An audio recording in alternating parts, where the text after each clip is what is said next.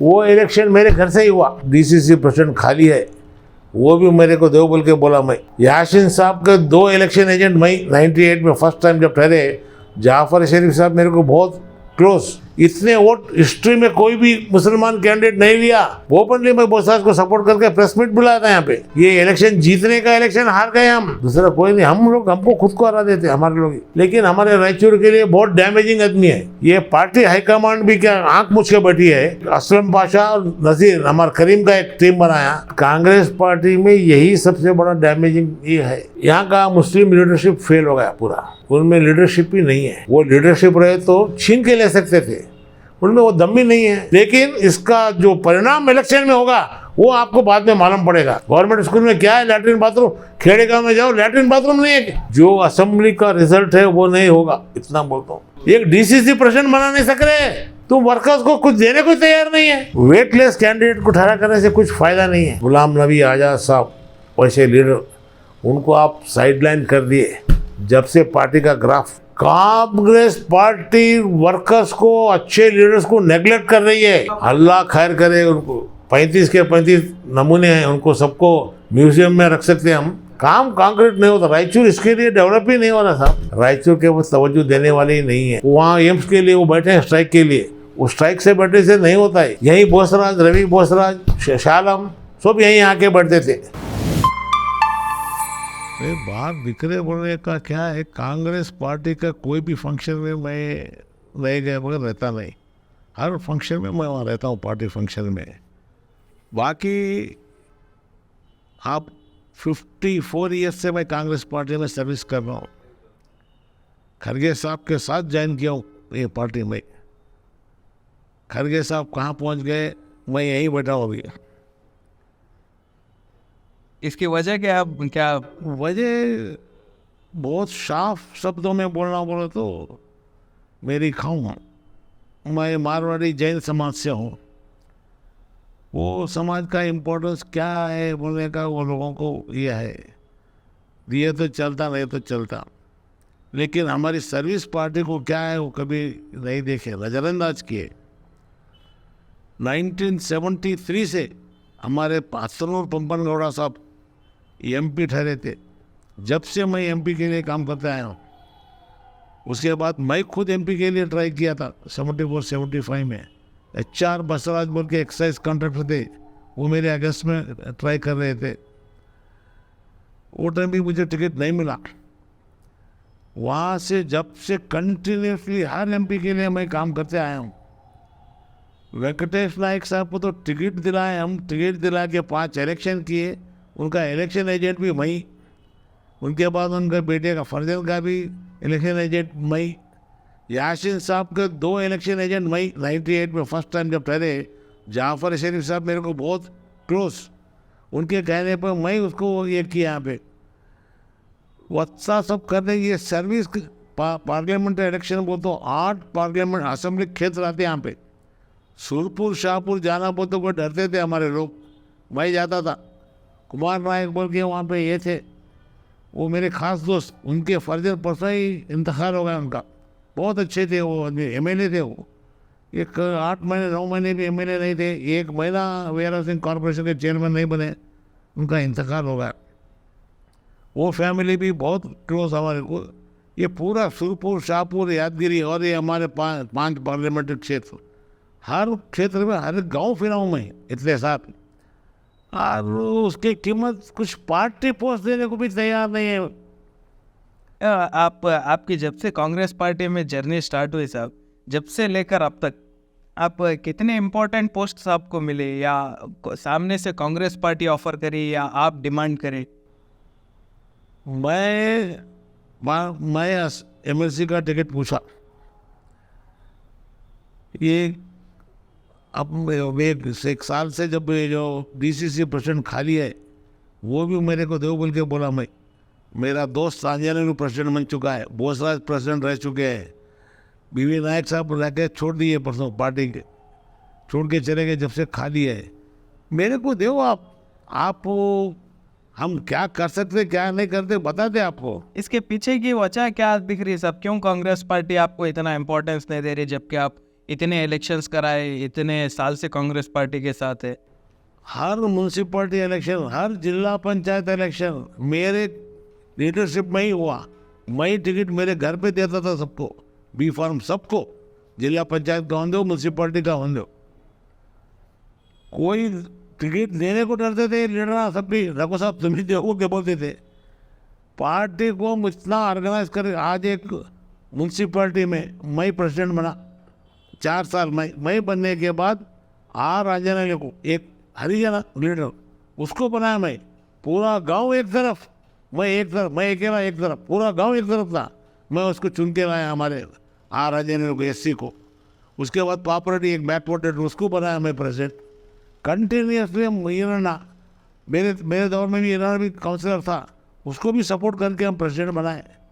हर चीज़ में हम आज तक भी म्यूनसिपलिटी का इलेक्शन प्रेसिडेंट का होता है, हम हमारे राय लिए बगैर करते नहीं। हम बेबाक बात करने वाले में हैं, बेबाक। हम पीछे से बोलने वाले नहीं, सामने बोलने वाले हैं। वो लोगों को अखरता है, वो लोगों को नहीं जमता है।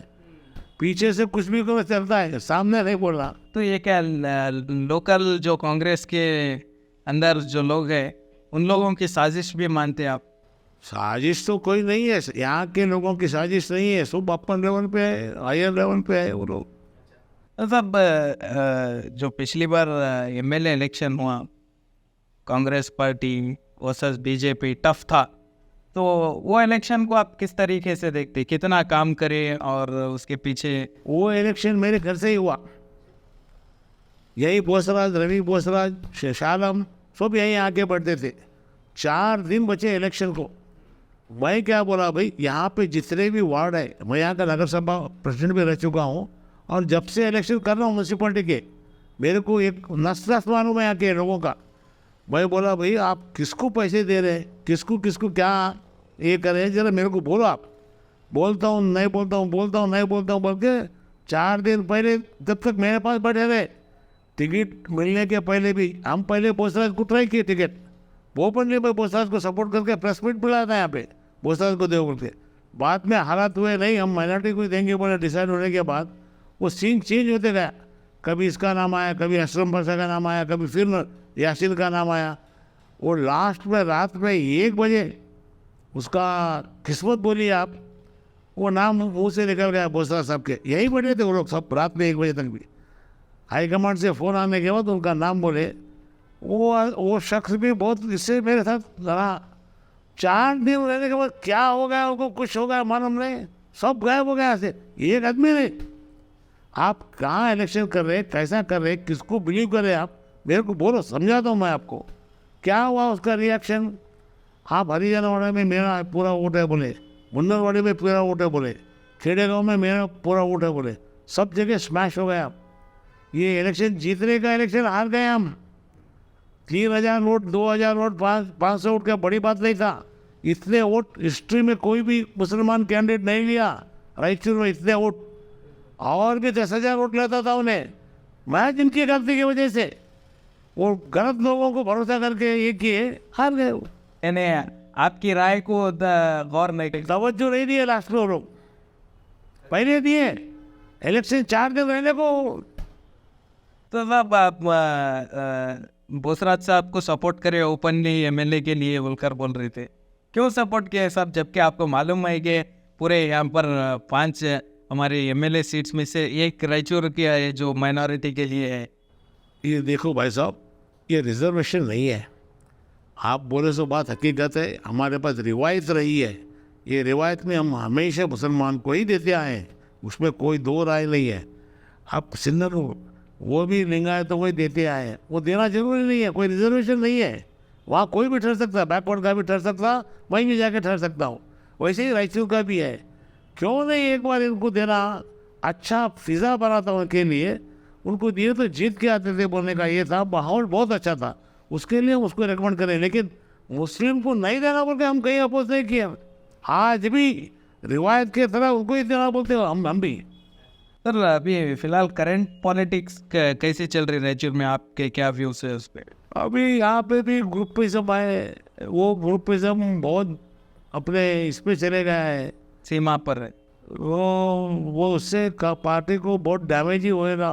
ये इनके आदमी को टिकट दिया तो वो लोग नहीं करेंगे, उनके आदमी को टिकट दिया तो ये लोग नहीं करेंगे। यही कांग्रेस पार्टी में यही सबसे बड़ा डैमेजिंग ये है। हारने का रीज़न यही है, दूसरा कोई नहीं। हम लोग हमको खुद को हरा देते हमारे लोग ही। इसके पीछे कौन कौन कर रहे हैं साहब ग्रुपिज्म? वो नाम ओपन है, मैं नहीं बोलना चाहता किसी का भी नाम, सब ओपन है। रायचूर में कौन क्या कर रहा है तो सबको मालूम है। नहीं बिल्कुल, मैं बता सकता हूँ। एक तो वसंत कुमार का एक ग्रुप है, उसके बाद बोसराजू का एक ग्रुप है, इससे पहले यासीन साहब का भी एक ग्रुप था। तो अभी फिलहाल यासीन साहब का ग्रुप बोले तो वो क्या खाली म्यूनसिपैलिटी की हद तक ही, वो जिले में नहीं था। ये जिले में फैल गया है अभी, ये दोनों ग्रुप जिले में फैल गए हैं। ये 3 एमएलए एक तरफ है, 2 एमएलए एक तरफ है। उनको मिनिस्टर नहीं देना बोले, इनको मिनिस्टर नहीं देना बोले, उनको मिनिस्टर दिए तो इनको इंचार्ज नहीं देना बोले।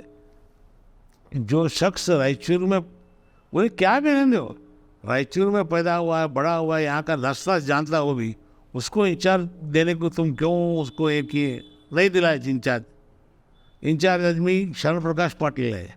शरण प्रकाश पाटिल इंसान के तौर पे बहुत अच्छा आदमी है, लेकिन हमारे रायचूर के लिए बहुत डैमेजिंग आदमी है। हमारे रायचूर को डेवलप नहीं करेगा वो, उसके दिमाग में भी नहीं है।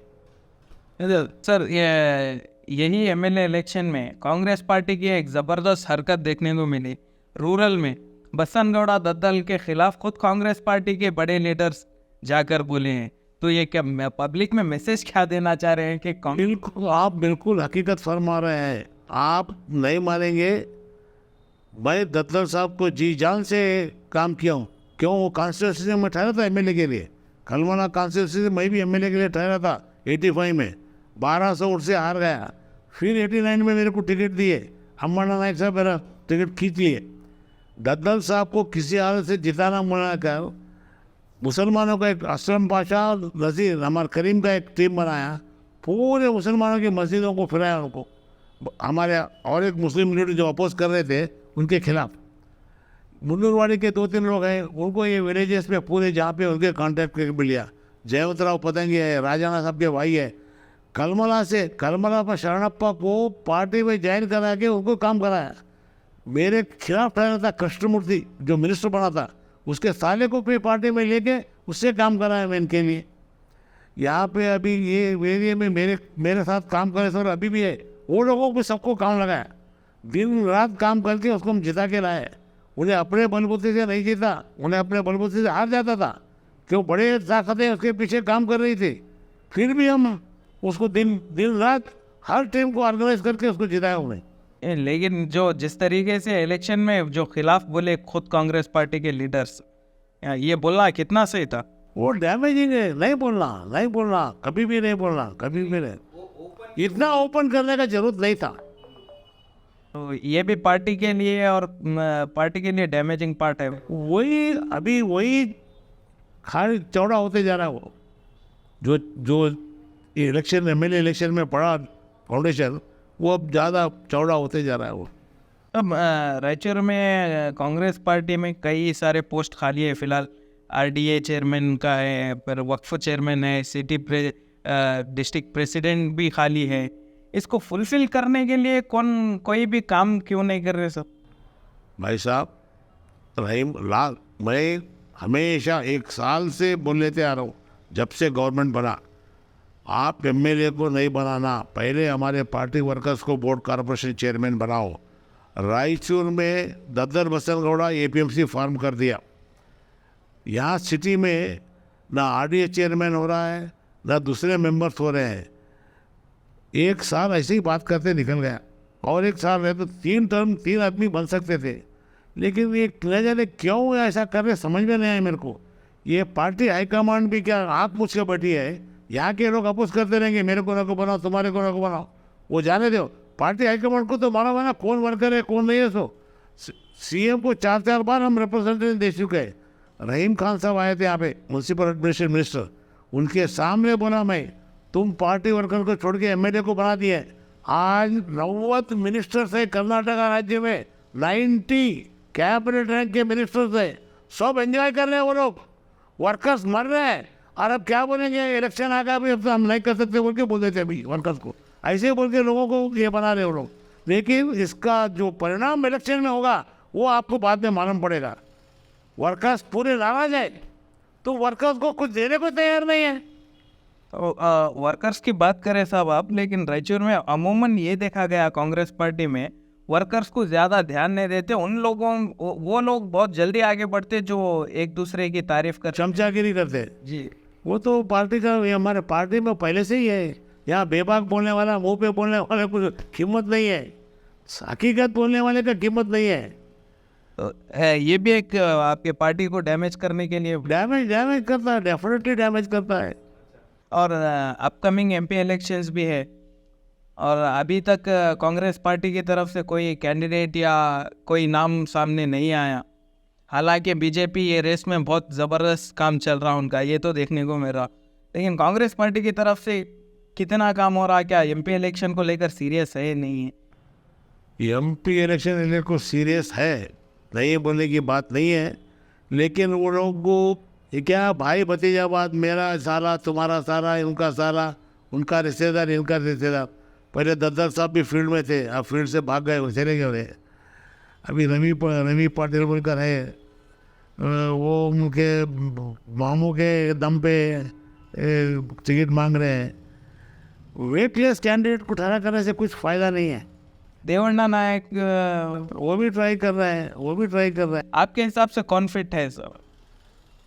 फिट बोलने का अभी पैसा का कुमार नायक बोल के यहाँ पे एक डिप्टी कमिश्नर से 2000 में, वो भी ट्राई कर रहे हैं रायचूर के लिए, लेकिन उनको टिकट देंगे नहीं देंगे और बात है। आप वेटलेस कैंडिडेट को देने से इलेक्शन सरेंडर कर देना अच्छा है। अच्छा, तो वेटलेस कैंडिडेट कौन है आपके हिसाब से? अब वो सब वेटलेस कैंडिडेट ही है। आप अब ये हमारे लोग क्या देख रहे हैं, बीवी नायक साहब बीजेपी में जा रहे हैं और टिकट उनको मिलेगा, एमएलए टिकट दे दे, एमपी टिकट भी उनको देगा बोलेगा, चारों तरफ रूमर है उनका, और 100% मिल सकता है। और वैसा हमारे अमरेश्वर नायक कांग्रेस में आ सकते हैं, उनको कांग्रेस टिकट दे सकते हैं। ये तो आजकल बहुत दिखाई दे रहा है अब नेशनल लेवल पे और स्टेट लेवल पे। कई जो पुराने कांग्रेस के सालों साल जिनके बाप दादा कांग्रेस में थे, वो लोग अभी फिलहाल कांग्रेस पार्टी छोड़कर बीजेपी या बीजेपी छोड़कर उधर जा रहे। ये रायचूर में बीवी नायक सब भी इसमें हाल ही में एमएलए इलेक्शन में देखो साहब, जब हमारे 23 उसमें हमारे गुलाम नबी आज़ाद साहब वैसे लीडर, उनको आप साइडलाइन कर दिए। जब से पार्टी का ग्राफ, आप जो इतने समझदार है, पूरा देश गुलाम नबी आज़ाद कोई स्टेट को नहीं पहचानता बोलने का बात नहीं है। कर्नाटका, आंध्रा, तमिलनाडु, केरला, महाराष्ट्र, हर जगह की नस वाले वो लोग, वैसे लोगों को तुम अवॉइड कर दिए। आप उसके बाद माधवराव सिंधिया का बेटा, वो बहुत उभरता हुआ लीडर था, तुम उनको आगे बढ़ने नहीं देते, उन्हें ऊपर नहीं आना बोलते। आज अब राजेश पायलट का बेटा है राजस्थान में, उसको भी क्या किए आप, डिप्टी सीएम देता हूँ तो लास्ट तक नहीं दिए। अब ये सब लोग रिवोल्ट करके, अशोक चौहान जैसे जो चीफ मिनिस्टर था हमारे इसके अंदर महाराष्ट्र का, वो भी पार्टी छोड़ के चलेगा। तो आप ये बोलना चाह रहे हैं कांग्रेस पार्टी सिर्फ ख्वाब दिखाती? कांग्रेस पार्टी वर्कर्स को, अच्छे लीडर्स को नेगलेक्ट कर रही है, ये मेरा हाईकमांड पे आरोप है। तुम ऐसा करके रहे तो पार्टी बर्फ में जैसा मेल्ट होता ना, वैसा मेल्ट हो जाएंगी पार्टी है। आप उनको तवज्जो दो, उनको तवज्जो नहीं दे तो क्या है, वो सीनियर लीडर है। आज कमलनाथ बोल के मध्य प्रदेश में चीफ मिनिस्टर थे, उनको भी अब ये करने की कोशिश कर रहे थे, फिर वापस जुड़ा लिया उनको, नहीं तो वो भी छूट के जाने वाला था। उनका बेटा बीजेपी से एमपी टिकट नकुल नाथ कर रहे, उनको टिकट फिक्स कर रहे थे। आप ऐसे हर चीज़ लीडरों को नेगलेक्ट करते गए तो पार्टी में क्या रहेगा, कौन रहेगा पार्टी में? और तुम 4-5 लीडर पार्टी चला लेंगे। सर एनएस बोसरा जो कि हम बात करें, और फिलहाल मिनिस्टर है, कैबिनेट मिनिस्टर है, उनके मिनिस्ट्री को लेकर आप किस तरीके से देखते, कितना काम कर रहे, कितने डिजर्विंग थे? उन्हें जो डिपार्टमेंट उनको माइनर इरिगेशन दिया गया है उसमें मास्टर आदमी है। कर्नाटका राज्य में भी ऐसा कोई एक्सपर्ट नहीं हो सकता कैनाल का एक एक इंच जानते हैं वो लोग, उनको उतना एक्सपीरियंस है। काड़ा चेयरमैन भी रह चुके हैं, इरिगेशन डिपार्टमेंट के लिए फिटेस्ट मिनिस्टर है उन्हें, उसमें कोई दो राय नहीं है। लेकिन क्या है, रायचूर का हो के रायचूर का चार्ज दे दिया, इंचार्ज दे दिया ना, वो सबसे बड़ी बदकिस्मती है हमारी। तो ये इसके पीछे भी कांग्रेस पार्टी के यस यस यस, इसके पीछे भी ये ग्रुपिज्म।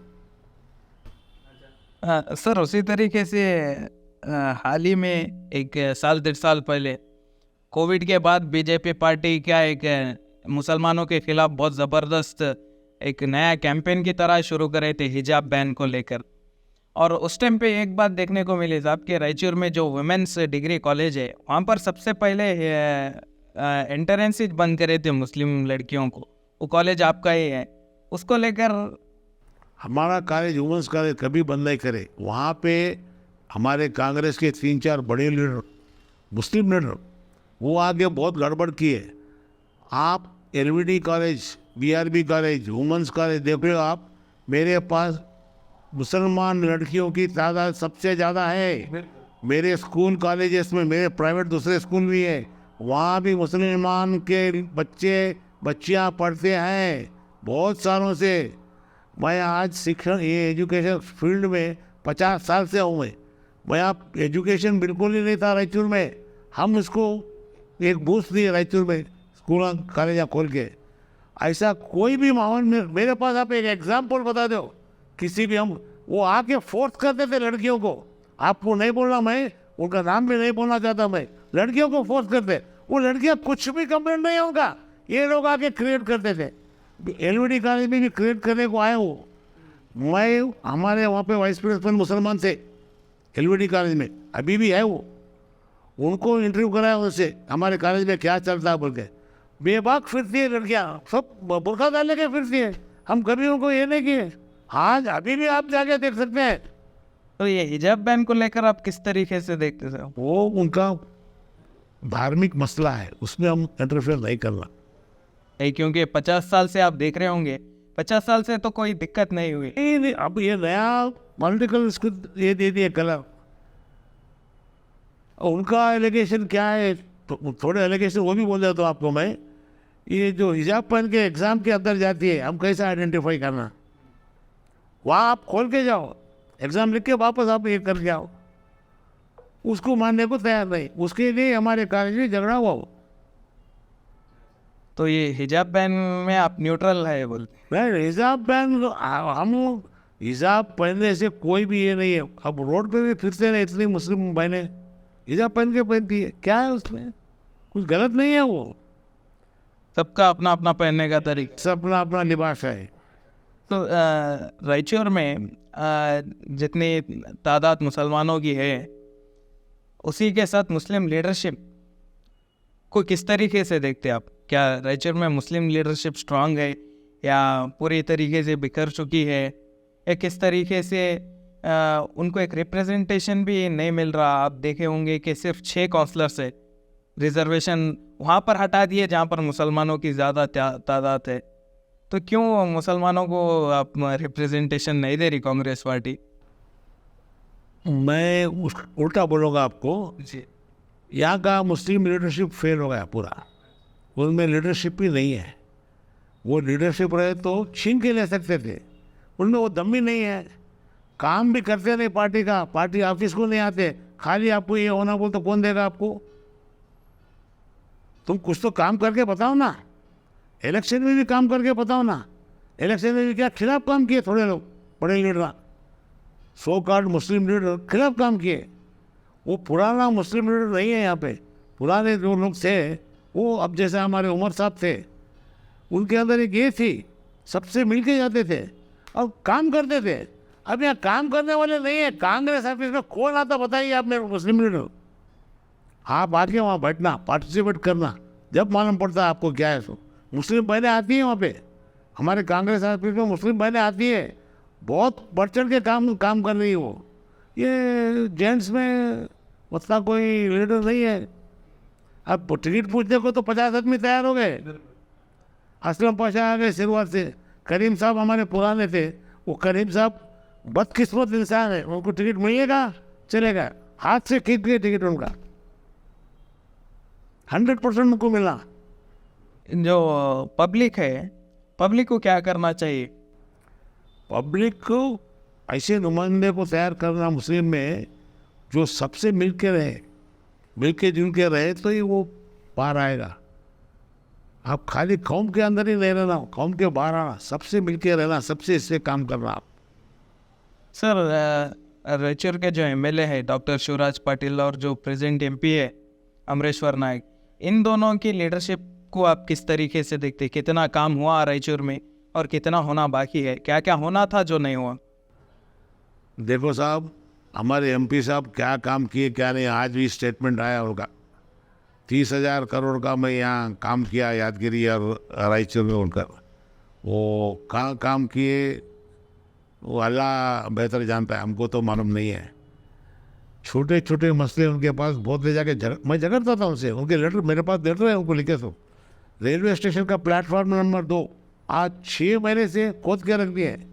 जाने आने वाला कैसा जाना, मरना ट्रेन के से स्पीड से कोई ट्रेन गए तो बाजू ठहर नहीं सकते। मैं खुद लेटर लेके आऊँ एसएम को, बात भी किया हूँ। परसों एसएम फ़ोन किया था, वो फंक्शन किया रेलवे का, ये कर रहे हैं बोलकर फ़ोन किए थे, आओ बोल के। बोले क्या आते जी, प्लेटफॉर्म नंबर 2 बनाने को नहीं, और 6 महीने से तुम्हारे को क्या आते। फिर आया तो मैं वहाँ झगड़ा करता हूँ, देखो बोले राको साहब बोलता हूँ उन्हें। ये कृष्णा ब्रिज, उसके बाजू का ब्रिज कितने दिन से पड़ा है खाली, क्या करे फिर तुम। वो बाजू का ब्रिज बन गया तो ये जरूरत नहीं था ना। आज 1-2 महीने से पब्लिक सफ़र हो रही है। हमारे डॉक्टर शिवराज पाटिल साहब एक क्वालिफाइड डॉक्टर है, बहुत होशियार डॉक्टर है। ओपेक हॉस्पिटल को क्या किए, आज भी रो रहा है। मैं वही बोलता हूँ ना, इंचार्ज मिनिस्टर दिए आप शरण प्रकाश पाटिल को, ओपेक हॉस्पिटल को कुछ भी नहीं करे। अपने पास गुलबर्गा में यहाँ का इंचार्ज रहते हुए गुलबर्गा में जयदेव को हॉस्पिटल का ब्रांच बना लिए, ट्रॉमा सेंटर बना लिए, नर्सिंग कॉलेज बना लिए और एक मेडिकल कॉलेज बना लिए। फिर एक आप सुपर स्पेशलिस्ट हॉस्पिटल डिवीजन को एक बोल के अपने पास ही ले लिया आप। रायचूर को कुछ भी नहीं। ओपेक को भी आप ये नहीं कर सकते। शमशान बने से, वो बुरा घर बने से बने वो है, वहाँ जाने को रात को डरते बच्चे, वहाँ के काम करने वाले डरते अंदर जाने को। तो क्या आप उसको ये नहीं कर सकते? आप परसों स्टेटमेंट दिए, कोई प्राइवेट को देते बोलते नहीं देना बोल के बोला हूँ। बीपीएल गरीब सबका वहाँ जाता है इलाज बीपीएल में फ्री कराने को, कोई प्राइवेट वाला नहीं है तो क्यों करेगा वो? 10 आए तो एक आदमी करेगा, बाप को जाओ बोलता है वो। आप प्राइवेट आपके पास इतने हैं, आप गुलबर्गा का वो कर रहे हैं, यहाँ क्यों नहीं करते आप? यहाँ चालू करो, आप जयदेव का ब्रांच चालू करो। सर, रायचूर में इतने डिपार्टमेंट्स हैं, म्यूनसिपैलिटी है और हमारे पास तालुक पंचायत है, ज़िला पंचायत है। इन लोगों में सिर्फ बिल्डिंग्स अच्छे हैं, लेकिन उनके अंदर जो बैठे हुए ऑफिसर्स हैं, उनके काम, उनको किस तरीके से देखते हैं आप? ख़ासतौर पे म्यूनसिपैलिटी मैं भी म्यूनसिपैलिटी का प्रेसिडेंट रह चुका हूँ, काम करा हूँ। उस दौर की म्यूनसिपैलिटी और आपकी बहुत फ़र्क है, बहुत फ़र्क है। वहाँ वो अच्छे इंसान थे, जब जो भी कमिश्नर आते थे, हेल्थ ऑफिसर आते थे, ऑफिस मैनेजर थे, बहुत अच्छे थे। आजकल क्या हो गया है, सब एक बीदर गुलबर्गा इधर में कोई एक पीओन ये रहे सर आदमी कमिश्नर बन के आता, उसको क्या नॉलेज रहता है? और क्या है, टेम्पररी अपने अपने दौर में वहाँ बिठा दिए लोगों को, उनको कुछ भी नहीं आता है। अब क्लर्क उन्हें उतने साल रह के अपग्रेड होके क्लर्क बन गए, वो ये बन गए, उनको काम ही नहीं आता। अपग्रेड करने से क्या फ़ायदा? अभी जो कस्टम कमिश्नर आए थे स्वामी, बहुत अच्छा काम कर रहे थे। उन्हें एक असिस्टेंट कमिश्नर मेरे दौर में भी आया था, श्रीनिवास बोल के, इतना एक्सपर्ट था। उन्हें केस एंड सवेरे 6 बजे पूरे राउंड लेके आता था, 7:30 बजे घर को जाता था, स्नान करके 10 बजे ऑफिस को आता था। आते ही सब क्लर्क के सामने जाके बैठ जाता था, क्या फाइल है लाओ वाले। 1 घंटे में सब फाइल क्लियर करके पेपर पढ़ लेते बढ़ता था।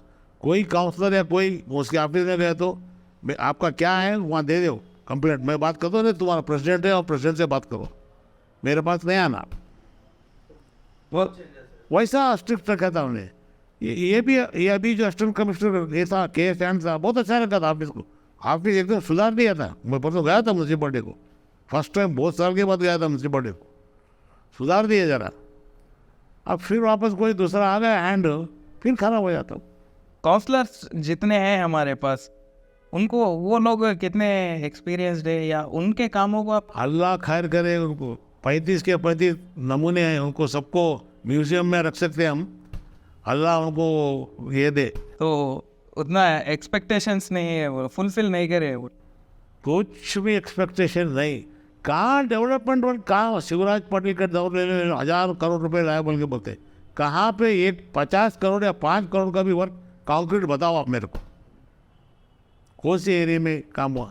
खाली एरिया का अभी अभी भी फंड आया करते, 25 करोड़ आया बोल के बोल रहे हैं, अब एरिया को बांट देंगे।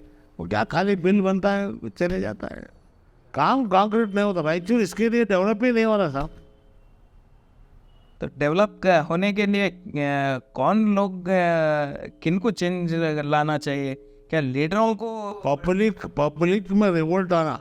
पब्लिक भी क्या है, हमारे को क्या करने का है भाई, हमारे को क्या करने का भाई, बाजू घर में कुछ तो हो गया तो जान दे भी उसका हुआ, हमारे क्या करना, ऐसा पब्लिक है यहाँ पे। यहाँ के ये रगों में खून नहीं दौड़ता, ये बाल ठहरना गुस्सा आके वो नहीं है, दिलचस्पी नहीं है बोलते हैं।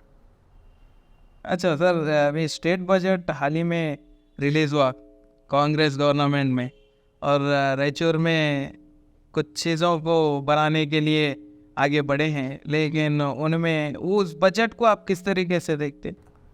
ओवरऑल ठीक है, उतना क्या अपने को फायदेमंद नहीं है रायचूर को। रायचूर आज से नहीं 50 साल से मैं देख रहा हूँ, और मेरा एलिगेशन हर मीटिंग में हर पब्लिक में वही बोलता हूँ, कौन सा भी गवर्नमेंट रहने हो, कांग्रेस जनता दल बीजेपी, हर गवर्नमेंट हमारे को नेगलेक्ट करते आए हैं। रायचूर के वो तवज्जो देने वाले ही नहीं है। यहाँ की तुम लीडरशिप कदर ही नहीं करते। रायचूर कर्नाटक राज्य में है या नहीं वो भी उनको मालूम नहीं है, ऐसा बात है। मैं बार बार बोलता हूँ रायचूर जिले को ही हम एक यूनियन टेरिटरी बना देंगे, ये नको इनका। सर, पिछले 2 साल से आप देख रहे होंगे कि एम्स को लेकर लड़ाई हो रही है। इससे पहले एक मीटिंग भी हुई थी जहाँ पर मेंबर ऑफ पार्लियामेंट भी शामिल थे। बहुत आपके निगरानी में एक मीटिंग भी हुई थी वुमेंस कॉलेज में। उसके बाद से लेकर जो प्रोटेस्ट जारी है अब तक चल रहा, उसको लेकर आप? एम्स अपने पास नंजुंडप्पा वर्दी वर्गे उनको अपॉइंट करके उनका एक कमेटी रिपोर्ट दिया था। उसके तहत हमको आईआईटी इंफॉर्मेशन टेक्नोलॉजी का सेंटर होने का था, वो रायचूर को ही देना बोलने का उसमें क्लियर लिखे हुआ है। उसके बावजूद भी पॉलिटिकल लीडर्स मिलके प्रेशर ला के एक ही नाम रायचूर का भेजे तो हो जाता था। हुबड़ी धारवाड़ और मैसूर रायचूर 3 नाम भेजे। हुबड़ी धारवाड़ वाले पहले से वहाँ से इन्फ्लुएंशियल थे बीजेपी गवर्नमेंट में, यहाँ के लोग भी इंटरेस्टेड थे अपने दोस्तों को दिलाना को, वो हुबड़ी धारवाड़ चले गया। 650 करोड़ रुपए का आलीशान आईआईटी वहाँ पे उद्घाटन भी हो गया, इनाग्रेशन भी हो गया। अब एम्स रहा है, एम्स आने के लिए पहले कंडीशन क्या है, एयरपोर्ट होना, ये नगर सभा म्यूनसिपालिटी अपग्रेड करना, कॉरपोरेशन बनना है, ये 4-5 रिंग रोड्स होना, ये सब डेवलप करने के बाद आपको एम्स मिलेगा। वो बात कर कोई बात नहीं कर रहे, वहाँ एम्स के लिए वो बैठे हैं स्ट्राइक के लिए, उस स्ट्राइक से बैठे से नहीं होता है। ये इंफ्रास्ट्रक्चर तुम डेवलप करो पहले, एम्स देना। पर मैं ऐसा एक दिन कोई नहीं गया, मैं प्राइम मिनिस्टर को लेटर नहीं लिखता हूँ। परसों भी 5 एम्स उद्घाटन किए, एक हरियाणा में, एक राजस्थान में, एक मध्य प्रदेश में, ऐसे 5 एम्स उद्घाटन किए। मैं प्राइम मिनिस्टर को कांग्रेचुलेट किया उसमें। पुराने प्राइम मिनिस्टर सब मिलके 7 एम्स बनाए इंडिया में, आप 15 जोड़े उसमें, 22 एम्स आज काम कर रहे हैं अपने इंडिया में। आप 23rd एम रायचूर को दो। एस्पिरेशनल डिस्ट्रिक्ट बोल के बनाए, बैकवर्ड डिस्ट्रिक्ट बोल के डिक्लेयर किया प्राइम मिनिस्टर खुद, तो फिर क्यों नहीं देते रायचूर को आप एम्स? ये देने के आप, ये हमारे एमपी साहब बोले 100 होने के बाद पार्लियामेंट का सेशन खत्म हो रहा था, नहीं एक टीम आ रहा है इंस्पेक्शन करने को। अरे तुम्हारा रायचूर का नाम ही नहीं है, कैसा आता है इंस्पेक्शन को? झूठ बोल रहे हैं आप। आपका मिनिस्टर इंचार्ज हेल्थ मिनिस्टर वहाँ दिया है, हमारे पास हुबड़ी धारवाड़ का एक ही प्रपोजल है, दूसरा कोई प्रपोजल नहीं है। अभी हम कहाँ भी देने वाले नहीं हैं बोले बंद कर दिया हमने। वो क्लियर बताता ना हुबड़ी धारवाड़ है, तुम्हारा रायचूर का तो नाम ही नहीं है यहाँ पे। सर एजुकेशन सेक्टर में रायचूर में प्राइवेट स्कूल्स जितने हैं उससे कम गवर्नमेंट स्कूल्स है। तो एजुकेशन सेक्टर में अगर हम देखें तो आपके तारानाथ एजुकेशन ट्रस्ट भी है, बहुत सालों से आप काम कर रहे हैं। तो गवर्नमेंट स्कूल्स की आज जो हालत है बद से बदतर होती जा रही। हालांकि गवर्नमेंट स्कूल में जितनी पढ़ाई करके टीचर्स पढ़ाने आते उतने शायद प्राइवेट स्कूल्स में नहीं रहते। जितने भी गवर्नमेंट्स आए, कांग्रेस भी है, बीजेपी भी है, इसके ऊपर तवज्जो क्यों नहीं देते कि आप गवर्नमेंट स्कूल्स को बंद करना ही सही है? वो गवर्नमेंट स्कूल्स में टीचर प्राइवेट स्कूल से भी बहुत अच्छे टीचर्स हैं, बहुत अच्छे टीचर्स हैं। अगर वो दिल से पढ़ाए, दिल से काम करे तो कोई एडमिशन वहाँ पे नहीं आता। मैंने कहा नहीं, हर आदमी उधर गवर्नमेंट स्कूल को भागेगा। फ्री एजुकेशन और अच्छा एजुकेशन मिलने के बाद दूसरा क्या होना आदमी को।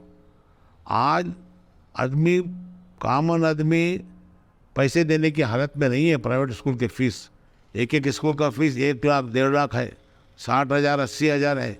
10-10 साल का 5-5 साल का एडवांस दो बोल के बोलते हो। ऐसे स्कूलों को एनकरेज कर रहे हैं। डोनेशन आज भी चल रहा है रायचूर के अंदर, दूसरे स्कूलों में डोनेशन मांग रहे हैं। उसके बाद क्या गवर्नमेंट को मालूम नहीं है? क्या पब्लिक को मालूम नहीं है? क्या गवर्नमेंट के कानों में, डीडीपी के कानों में नहीं पहुंची है बात? क्यों नहीं ये करते? वो लोगों को रेस्ट्रिक्ट करते। कॉलेजेस में मनमानी फीस चार्ज करते हैं, उसका कोई देखने वाला ही नहीं है। गवर्नमेंट कॉलेज बहुत अच्छा है, वहाँ 3,700 स्टूडेंट्स है, लेकिन आप कभी भी जाके देखो 1000-1200 से ज़्यादा बच्चे नहीं रहते। बाकी के बच्चे जॉब करने को, वो करने को उधर जाते, एग्जामिनेशन को आगे एक दे के जाते। और वहाँ पे क्या है, सब स्टॉप गैप लेक्चर को अपॉइंटमेंट किए हैं, टेम्पररी आना, पढ़ा के जाना, उनको 35,000 दे रहे। वैसे बहुत लेक्चर जमा हो गए हैं। वो लोग परसों स्ट्राइक भी किए थे, 3 महीने कॉलेज बंद रहा, लेकिन उसका नतीजा कुछ भी नहीं निकला। वो टेक्निकली नहीं दे सकते उनको ही अपॉइंटमेंट करो बोल तो नहीं होता। वो अपने पास रिजर्वेशन सिस्टम है, वो रिजर्वेशन में आना, रिजर्वेशन में वो लोग नहीं आते, तो उनका इंटरव्यू करके अपॉइंटमेंट करना पड़ता है। लेकिन उसके बाद 3-4 महीने तो वेस्ट चले गए ना, कुछ भी मतलब नहीं है। गवर्नमेंट स्कूल में, कॉलेज में क्यों जाते हैं? लैपटॉप देते, SC ST का उनका ये मिलता स्कॉलरशिप, उसके लिए भागते हैं। बाकी गवर्नमेंट स्कूल में आप प्राइवेट स्कूल को दुनिया भर के स्कोर करते हैं। CCTV वाला कैमरा नहीं है, तुम्हारे लैट्रिन बाथरूम अच्छे नहीं है, तुम्हारे वो अच्छे नहीं है। तुम्हारा क्या हालत है गवर्नमेंट का? गवर्नमेंट स्कूल में क्या है? Latrine bathroom. खेड़े गाँव में जाओ, लैट्रिन बाथरूम नहीं है गवर्नमेंट के स्कूल में। तो इसको लेकर जो पॉलिटिशियंस है, जो एक दूसरे के खिलाफ बोलने में बहुत माहिर रहते हैं, ऐसे कामों में आगे बढ़ चढ़ कर कोई भी नहीं आते। 10 साल से मैं सुन रहा हूँ, ये हमारे MLA HKDB बोर्ड है ना, हैदराबाद कर्नाटका डेवलपमेंट बोर्ड, जो कल्याण कर्नाटका बोल के नाम रखे उसका, क्या कल्याण कब होता खुदा को मालूम। ये लोग सब मिलके स्कूल के प्रपोजल बहुत 10 साल से रख रहे हैं, अभी भी प्रपोजल है, लेकिन काम कुछ नहीं हो रहा है। पैसा आता नहीं, काम होता नहीं। आप छोटे छोटे गाँव में जाओ, स्कूल बने हैं, रूम है, पेशाब करने को, लैट्रिन जाने को बाहर ही जाना, ओपन में ही जाना, वहाँ पे कोई व्यवस्था नहीं है। यहाँ पे भी ऐसी है, यहाँ के स्कूलों में भी ऐसी, गवर्नमेंट स्कूल में यही हालत है। गवर्नमेंट स्कूल में स्ट्रेंथ बहुत अच्छा है, वैसा स्ट्रेंथ नहीं है बोलने का नहीं है, लेकिन वहाँ पे पढ़ाई का नाम जीरो होगा। बहुत अच्छे टीचर है, उसके बारे में मैं 2 राय नहीं है, हमारे से भी टीचर बेहतर टीचर वहाँ पे है। तो अब ऑल एंड ऑल यही बोलना चाह रहे हैं कि जो सेंट्रल है और स्टेट है, रायचूर को पूरी नेगलेक्ट कर दिया है।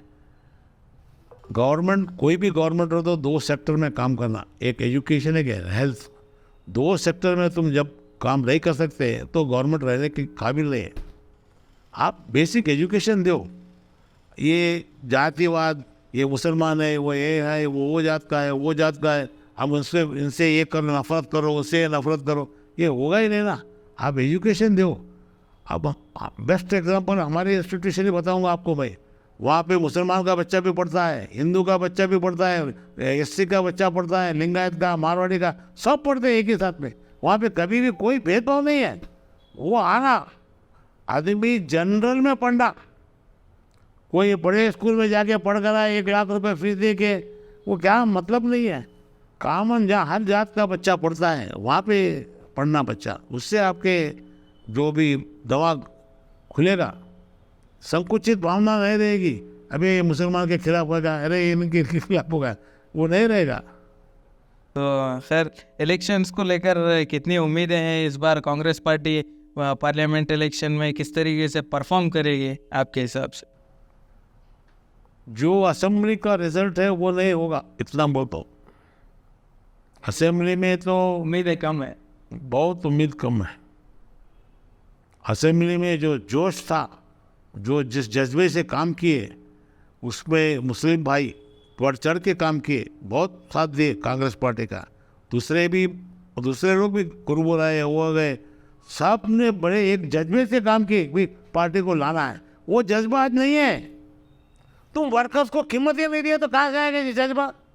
एमएलए लोगों को बिठा दिए क्या कैबिनेट रैंक के ये बना के, क्यों वर्कर्स नहीं दिखे तुम्हारे को? आज तक भी अभी 15 दिन में कोड ऑफ कंडक्ट आया था, कुछ बना नहीं सकते आप। क्या करना भाई, कोड ऑफ कंडक्ट हम नहीं बना सकते बोल देंगे आप, फिर वो 6 महीने चले गए आगे। वो तो ऐसा नेगलेक्ट करते रहे तो कैसा पार्टी को? एक डीसीसी प्रेसिडेंट बना नहीं सक रहे।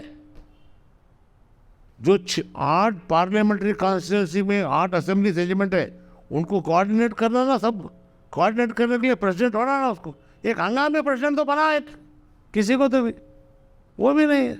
अरे वो लिंगायत को नहीं बनाना, वो बैकवर्ड को नहीं बनाना, इसको नहीं बनाना, उसको नहीं बनाना, ये क्या है? ये पूरे तरीके से माहौल ख़राब हो गया। वर्कर्स बहुत डिप्रेस्ड है साहब। जो जज्बा एमएलए इलेक्शन में था वो नहीं है। तोहर साहब आपका बहुत शुक्रिया। आखिर में रायचूर की आवाम और वो लोग जो आपको बड़े गौर से सुन रहे हो, उनको कोई आपका मैसेज अगर आप देना चाहते हैं? हमारा एक ही है, हमारे में रायचूर में, मैं जब से यहाँ पे म्यूनसिपलिटी प्रेसिडेंट बना, जब से देख रहा हूँ हिंदू मुस्लिम हर कौम का भाईचारे से रह रहे हैं। वो भाईचारा हमेशा का बरकरार रखे, उसमें कोई भी ये नहीं आना। लोग बहुत लगाएंगे, बहुत ये करेंगे, उसको बगैर ये गौर किए अपनी रायचूर की जो ये है वो बनाए रखना।